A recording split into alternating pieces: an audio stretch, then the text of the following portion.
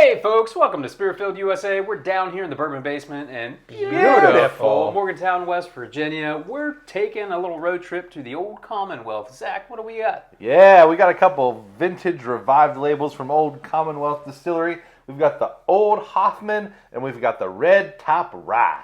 I can't wait to spin this top and get into it.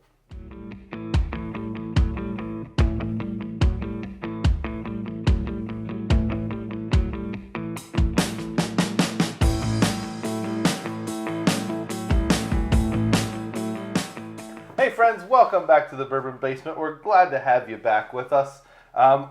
This is the Whiskey and Bourbon Podcast that is not We're not, are we? a podcast at all. We just do this and some Instagram stuff. Some socials. Yeah. So we're glad that you're with us, hanging out. We're checking out some Old Commonwealth Distillery bottles in this episode, and they are not the expensive Old Commonwealth Distillery bottles on this episode. So this is the regular version, shall we say? The working because man's they've got some high ones. They've got like Colonel Randolph and D.H. Cromwell and some stuff like that are a little hard to get. And just the regular Old Commonwealth label, I can't forget that one.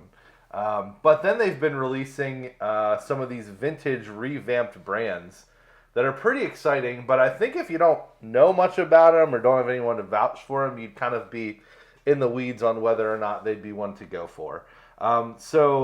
Anyone got some experience or some opinions on Old Commonwealth? What else do they have? Kentucky Nectar. That's the other one they have. Honey finish. Probably one of the top 3 honey finished whiskeys. No, yeah, the Kentucky Nectar. Yeah, it's good good. stuff. It's good. It's good. Yeah. I'll be honest, Kentucky Nectar is mayhap the only thing from them that I've had, and I've only had it because of you guys. So you guys are going to be teaching me You're a little in bit for it. We gotta these guys. crack some D.H. Cromwell for you. Yeah, you've had that one for a while. It's a pretty bottle. It's a really pretty bottle. It's very pretty. Cool story too. But we digress because we're not in that one right now. But they are, of course, one of the non-distilling producers. They are sourcing their stuff, and they have.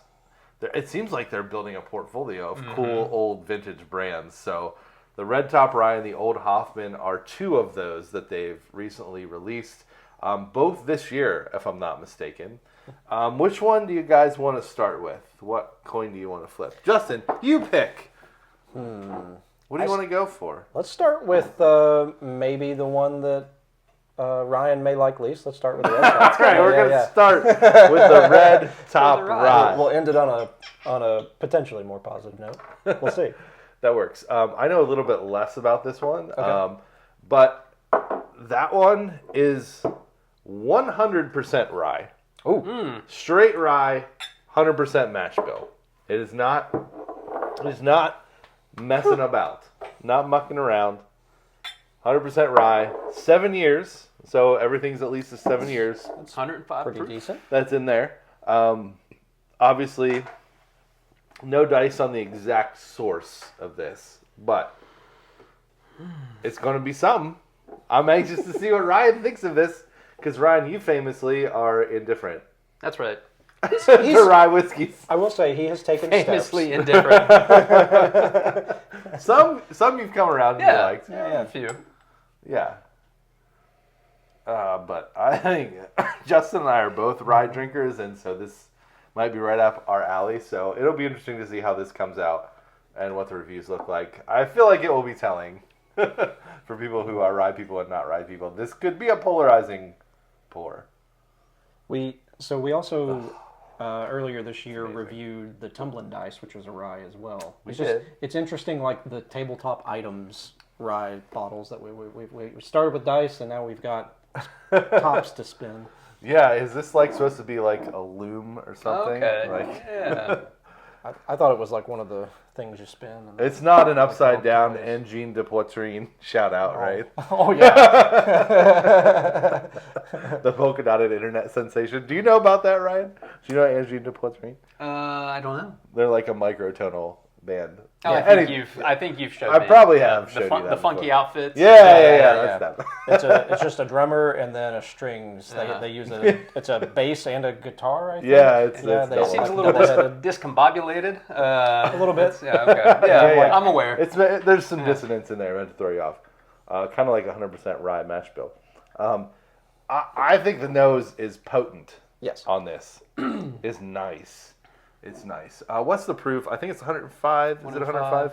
Yeah. 105. My 105. memory served me correctly. I promise I didn't look at it before. Also, I will say that when you look at this, you can tell it is non-chill filtered because we were looking at it through the lights and the lipids and the fats are just like floating through it. So honestly, I have cracked and tried both of these. You could probably tell. So I'm gonna hang back a little bit when it comes time to review it and put notes out because I've already done it. It's a very old vintage label, 1870. Wow. Yep. Well, and Old Hoffman is 1889. These are both very old labels. Man. And I assume they just didn't survive Prohibition, maybe? And... Yeah, probably. I confess I didn't look too deeply into the history to research these because we just kind of decided to do them. I'm a very big fan of this. Man. Very, very weird note on the nose. Let's hear it. Very weird. Very weird. What's your weird note? Calamari? Not that weird. Not that weird. I didn't get it. I'm just throwing out weird notes. Like a cranberry sauce. Ah! Yeah. I could see that. Cranberry sauce. All right. I was gonna say, like, for me on the nose, it's like a fresh loaf of rye bread. But there was like another like sharp fruit note on there that I was getting, and I think it's that cranberry you were talking about. I almost said like a glass of lemonade, but it's certainly more cranberry sauce than it is that. Yeah, it's like a bagel and grape Laffy Taffy for me. On the nose. If we're going with a weird note, like that artificial grape kind of thing, happens for me. It also smells like ginger. There's a bready note, like the rye bready note that's in there. Yeah. That also brings a little touch of herbal. That's It's a little touch of herbal, not a ton. It's just there, just a little kiss of it. And then the finish is something I really like. I really like the finish. It sticks around. I think there's a prominent like chocolate note on the finish, which comes out of left field for me. And it's almost like more of a milk chocolate than a dark chocolate. Like, so it's got like baking spice and chocolate, which is not a normal combination, but it makes me think, why don't they make chocolates that have like nutmeg and cinnamon in them? Because it's kind of nice. Like, I really like that. Maybe you could make some bourbon chocolates with this. Yeah. Rye chocolate technically. And it's also, this is oily to me as well. We've had some good viscosity bourbons recently, and this trend of non-chill filtering stuff is really doing the whiskey world right. It really coats Keep it up. the glass. Like, just absolutely coats and covers the glass. Yeah, that was a good breakthrough, like breakdown. Rather. Yeah, I'm like I've said, I've sipped on it a couple of times, so I had some familiarity with it, and this was kind of backing up what I was tasting the first couple of times. For me, The grape Laffy Taffy on the nose was new. that's a fun one.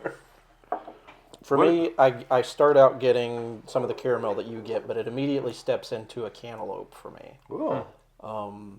Like sort of that sweet melon. That's where a lot of the sweetness comes from. I can certainly see where you're getting like the ginger pear, maybe even a cinnamon pear almost, like to go along with those baking spices that show up at that point too. That leads into the rye bread we were talking about.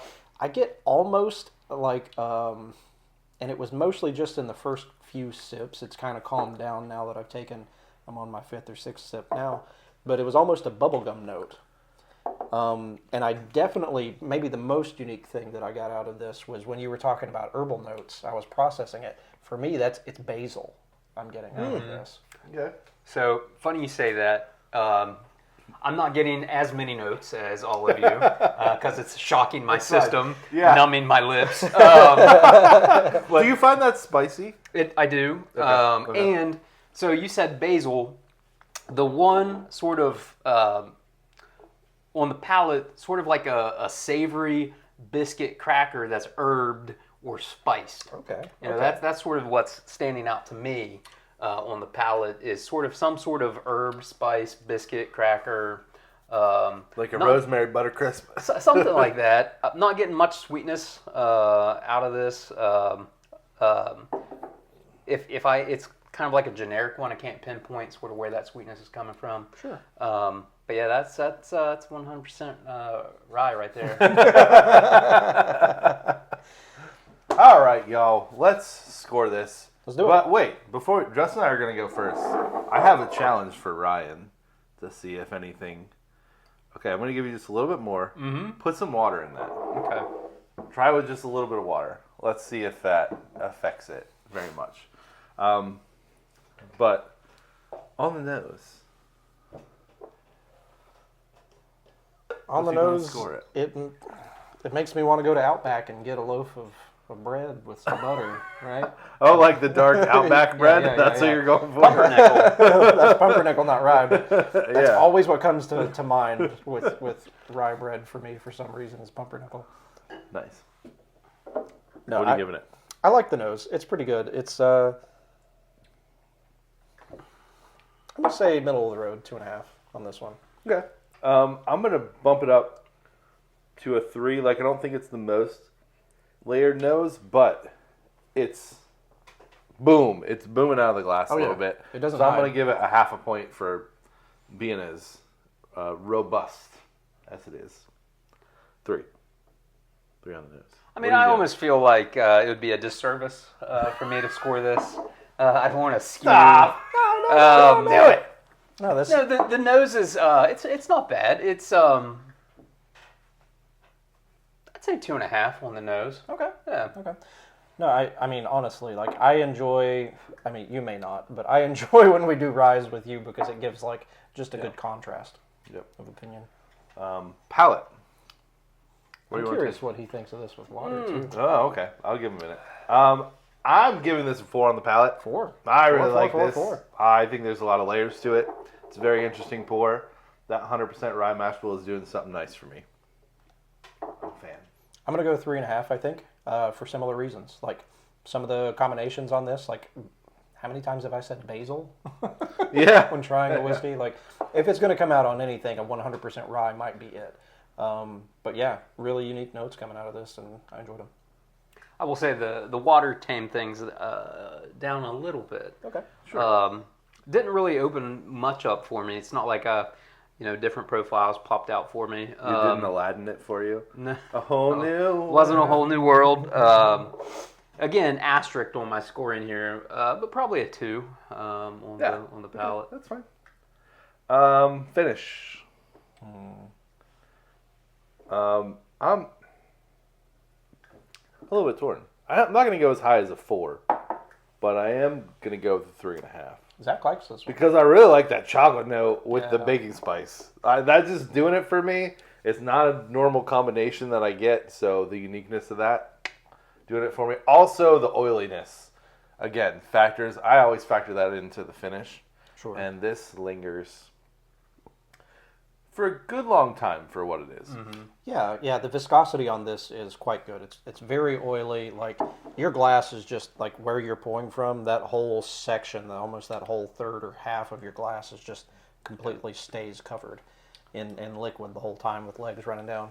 I think I'm going to stick with a 3 on the finish. I enjoyed it. Mm-hmm. It does last a decent while with the oiliness that's on there. It really coats your tongue, really hangs on there.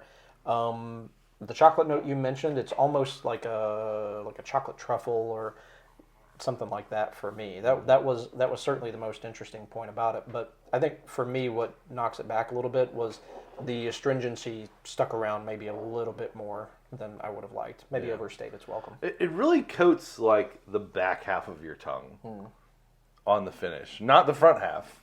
You know, like it's hitting a different set of taste buds on the finish. Right.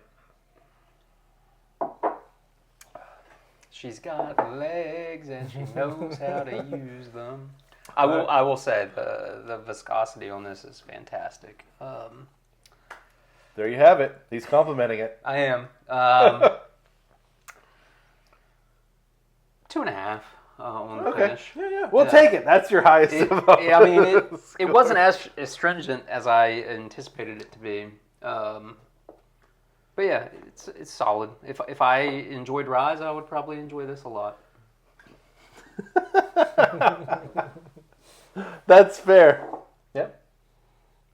All right. Overall, this is a $70 bottle. It is not astronomical. Okay. Right? For a 7-year product, 105 proof that has the viscosity it does, I'm not hating this. I think it's a 3.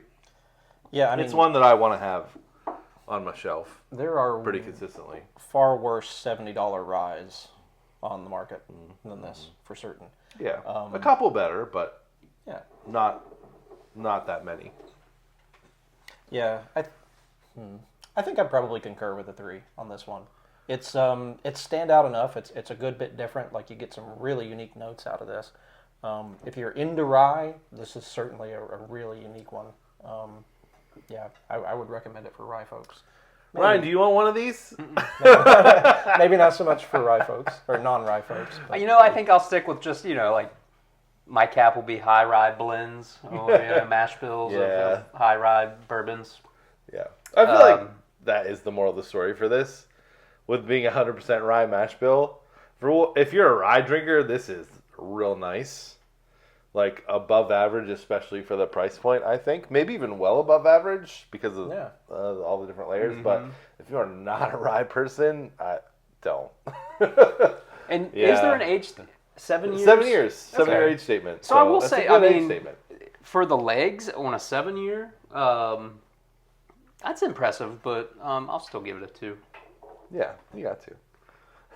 All right, y'all. So that's the red top rye. We finished that. Now we're going to make the transition to the Old Hoffman. Man, I got to confess. I feel like we're trying to move Ryan in the rye direction. I feel like we've just experienced a setback worse than the Howard Dean campaign after the Oh gosh, yeah. Crazy what derailed a campaign 20 years ago compared to... Yeah, that's where we were. So let's clear and let's go to something that is probably going to be very different. The Old Hoffman 6-year. This is a label from 1889. So this is way back when. From your mom and them. Way back when. And this is a 6-year. And it is a double oaked product. Ooh. Now this has a mash bill of 78, 10, 12. Okay, interesting.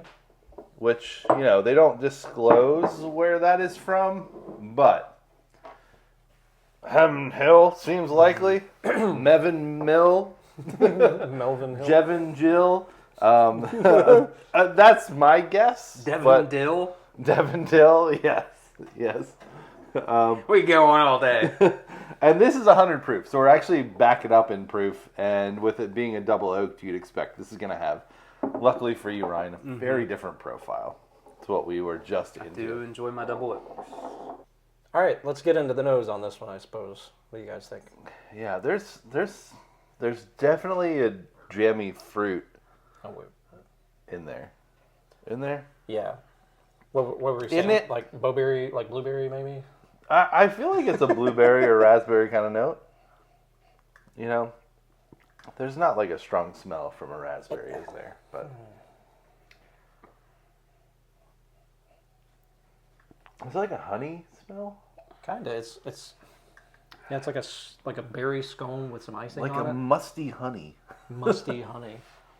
That's almost thinking like a dried apricot, vanilla custard, and a very weird note is like clove. Okay. Oh, that's nice. That's nice. Does Heaven Hill have any double oak products? I don't think they do. I don't think so. I guess Toasted Barrel is probably the closest thing to Elijah Craig Toasted Barrel, right? Yeah, and I guess that's, Ballpark.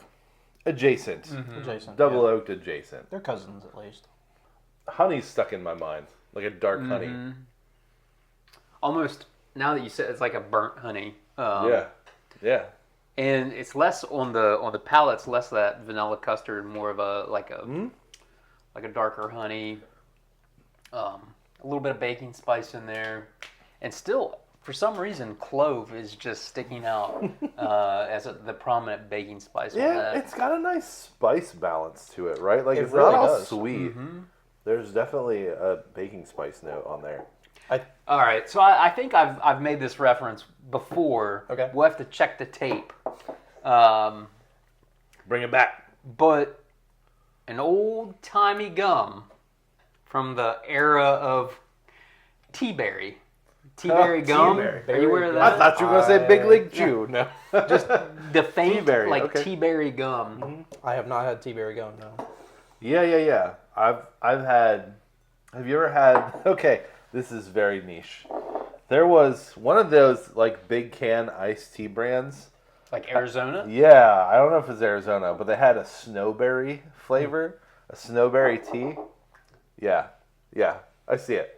I see That's it. a deep Someone track out there might know. That is a deep track. There was a snowberry tea. I think it was Arizona. I can't remember. It was one of the big cans. They don't make it anymore.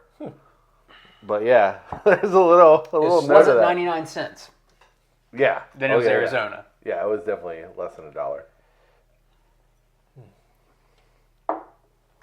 They want us to have nostalgic notes. I admit, I'm a sucker for anything with like a little old school tax stamp. Four Sticker on the top. Yeah, I think that's pretty cool. I like it. I'm really a fan of the like visuals and design of this bottle. Yeah, I like the labeling on Big this one quite fan. a bit. What's the Big proof on fan. this one again? This is 100 proof. 100 flat. Yes, it is. I really like... I guess technically it's probably bottled in bond, but they don't say it anywhere on there. Might meet the requirements. Yeah. As you were saying, I think one of the highlights of this is how well it balances the spice notes. Like they're present through pretty much the entire sip, but like it doesn't overtake, like one side doesn't overtake the other in terms of like what you're getting underlying the spiciness, and then the spiciness and the burn and everything that accompanies that. Yes. It's a Old really, Hoffman. really good balance. Giving us some old notes. It honestly, it tastes just, I can't define it, but it tastes old timey. Like just it tastes old timey. Want to go buy a newspaper from a kid on the street? Makes me Read all about it with the old caps. Yeah. Makes me want to listen to some Conway Twitty. Some Eddie Rabbit. We're in different eras there. Yeah, a little bit. There's a tear in my beer. Okay, that's enough of that. But this makes me feel nostalgic and vintagey. And we need to score this. What are we going to give this puppy in the community wafer categories? On the nose, where do you land? Why does this make me want to talk like an old-timey baseball announcer? See? Yeah. Hi. No, that's not old-timey. Hi. Shorty Rotten comes to the plate. Cubs win. Cubs win. Cubs win. Anyway. Reminds me of that Seth Gillis skit, but we won't get into all of that. Shane Gillis skit. Yeah. So on the nose, way different than the red top. Notably so. Yeah. Vanilla custard. Different zip code. Some baking spice on the nose. For some reason, I got clove, and then a little light honey on the nose, and then it kind of transitioned on the palate. But on the nose, I would give it a proper 3. Proper 3. Proper 3. Proper 3. I'm going to be straightforward on this. 3.5 on the nose for me. This, when you smell it, like, it is very inviting. It tells you, hey, this smells kind of like an old-fashioned whiskey. Mm-hmm. If you're into whiskey, you're probably going to like this, so try it. Yep. That's what the nose says to me. Yep. I'm going to go with 3 as well. It's got a nice balance. It's what you would expect from a double oak product with the age it has. Yeah. Really solid. Above average, 3. Palette. Palette. I'll go 3.5. Yeah. Sort of more dark honey. Still just that deep double oakness that I enjoy. And then that sort of baking spice prominent clove note still stuck through, and there's just some sort of fruit on there too, just the faintest of fruit. That's what I was just going for too. Can't pinpoint it, but it's something there. Have you ever had a red currant? I don't think It's so. in that ballpark of a red currant. We don't really have those in America very often because they're technically illegal. I don't want to go down that rabbit trail. Really? But they're all over in Europe. So if you ever had something red currant, I feel like there's a little red currant undertone to this. But with the vanillas, the honeys, the like ginger spice cake kind of thing going on here. 3.5 from me. Huzzah! Yeah, this feels old-timey in a good way. Like, not Just old-timey feels in a right. racist way. Old-timey in a, like, good nostalgic way. Yeah. No, I think I'm going to concur on the 3.5 here for the palate. Yeah, nice. This is nice. Like, it presents as like a really interesting, like few layers on it, like sort of older fashioned whiskey, but like the double oak definitely shines in here. This is a solid pour. Yeah, I feel like if they were trying to make this to mimic, like, a little bit of a dusty quality, you did it. Yeah. I really Little enjoyed that dustiness aspect there. of it. Yeah. Especially on the finish. Yeah. Not to get off the scoring here, but there are like 2 different variations of the bottles on Old Hoffman. Oh, there's a Hoffman Rare that is a cask strength. Okay. Is that what you're talking about? Yeah. That must be it. They're doing single barrels of that. Okay. Yes. Okay. Yes. I've seen it on the social medias, so that's what that. Okay. Different beasts, probably. Okay. Well, we need to get our hands on one of those at some point. I guess so, yeah. We need to choke that chicken. And so on the finish, so this is actually it backslid a little bit for me. Oh, yeah. Yeah, finish wasn't as complex, wasn't as long. I was expecting a little bit more from the nose. After a solid nose and palate, probably a 2.5 on the finish for me on this. Nothing bad about it. It's just Yeah, no, 2.5 is not. It's kind of in the middle of our 5-point scale here. What do you think? I think there's a lot of vanilla and oak on the finish. I feel like usually with double oaks, vanilla is punching you in the front of the palate, but not on the finish. So for that, I'm going to give it an enthusiastic 3. Yeah, Enthusiastic 3. Yeah. It's like a vanilla cake oak note that is very interesting. so you guys were talking about like trying to find out or find a fruit note here. I get almost like a raisin note on this a little bit, like maybe a dark grape or a raisin. You mean a grape that someone dried? Exactly. Yeah. a dried grape. Pre or post dry. Or maybe it's like figgy. Yeah. Potentially, yeah. It definitely like the flavors that are there in the palate kind of fold in. You're left with like this, definitely like this. The spice note is almost a belt, at least for me, across the middle of the tongue that just stays there through the end of it. It's not as viscous as the red top was. It's still a bit oily. It still coats your tongue pretty well. But I'm going to say an enthusiastic 3 on the finish for this one for me. Okay. So at $65 overall, is this an enthusiastic 3? I don't mean to lead you, but I feel like based on our scores, it's probably in that realm, isn't it? I mean, yeah, depending on availability and that kind of thing, like I'd almost go 3.5 for an overall for me. Just like that price might bump it up a little bit more for me. Mm-hmm. Yeah, if I'm comparing this to, like, I'm thinking in that same price range. Well, it's like not an Old Forester 1910, which is also a double oaked product. I feel like the Old Forester 1910 is sweeter, but it's a little bit more astringent of a double oak than this, and maybe not as balanced as this. So I think I really like Old Forester 1910, but I feel like I prefer this. What do you think? Old Forester 1910 has long-standing been one of my favorite double oaks. I would be interested to put this next to it, but part of what I wanted to consider, like what was coming to mind for me to compare this to, was like it's not uncommon to see a Woodford Double Oak that, like, the usual price I see it around here is $62. Sometimes it goes up to around 65. This beats Woodford Double Oak quite a bit for me. Yeah, I think Like for like a standard seasoned bourbon Double Oak. drinker, this beats Woodford Double Oak. Yeah. I think if you were a little bit earlier, Woodford Double Oak you might prefer Woodford Double Oak. This one's going to be a bit because more that has advanced. such a robust like sweet vanilla note to it. Yeah. But this has more balance than Woodford Double Oak. I To feel like- me, I also vastly prefer I like Elijah Craig Toasted Barrel, but I think this is way better. I think this is way better. I like the like marshmallowy note on Elijah Craig Toasted Barrel that I don't get in this, but this has much more going on to me. I'd be on the opposite. I think the Elijah. Yep. You like the Elijah Craig Toasted Barrel? Yeah. I think it's just more complex. The proof is probably a little higher. Elijah Craig Toasted Barrel. Are you talking about the regular Toasted Barrel is 94? Okay. And so it's the lower, private- but the barrel proofs are like. Yeah, okay. I mean, I'm not Okay. comparing it to that because that would not be fair. Because those Toasted Barrel proofs I are retract freaking that. incredible. Right, because that's They what I are was comparing great, it and they're to. also like $100. Yeah.